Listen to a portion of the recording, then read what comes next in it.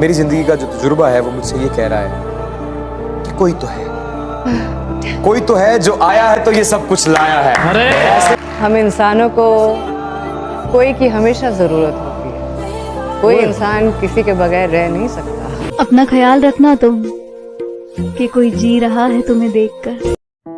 मुश्किलें तो खूबसूरती होती है जिंदगी की आना, मंजिल से ज्यादा खूबसूरत होता है सफर, और उसको और खूबसूरत बनाता है तुम्हारे जैसा हमसे। बहुत नसीब से मिलते हैं दिल से चाहने वाले इस दुनिया में, और शायद वो नसीब मुझे मिला है। तुम्हारे साथ तो अपने आप को महफूज महसूस करती हूँ। ऐसा लगता है दुनिया की कोई भी चीज मुझे तकलीफ पहुंचा ही नहीं सकती। एक गली है जहाँ जाना मुझे सुकून मिलता है, एक शख्स है जिसे खोना मुझे मौत लगता है। अफजल है दिल में मेरे सारे ख्वाबों में ख्वाब उसका, क़यामत तक मेरा है वो, एक शख्स मेरे जिद में आखिरी जुनून लगता है। सच्चा प्यार तो एक तरफा होता है, जो दोनों तरफा हो उसे किस्मत कहते हैं।